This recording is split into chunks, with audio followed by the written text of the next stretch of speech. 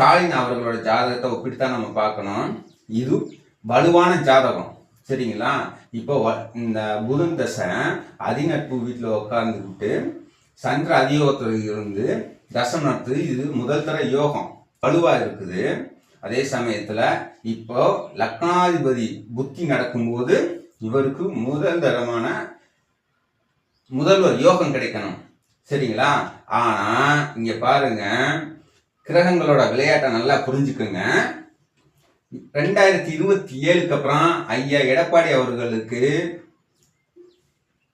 அஷ்டம சனி, சரிங்களா?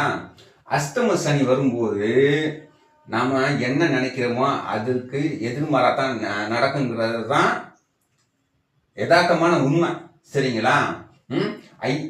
சரி, இப்போ ஸ்டாலின் ஐயா ஸ்டாலின் இருக்கிறாங்கல்ல, இப்போ அவருக்கு அஷ்டம சனி தானே அப்படின்னா, ஐயா ஸ்டாலின் அவர்களுக்கு சிம்ம ராசியாகி அஷ்டம சனி நடக்கிறது உண்மைதான். ஆனா அந்த அஷ்டம சனியோட கெடுபலனை தடுக்கிற மாதிரி இங்க ராகு கோச்சாரத்துல வேற அமைப்புல இருக்கு, சரிங்களா?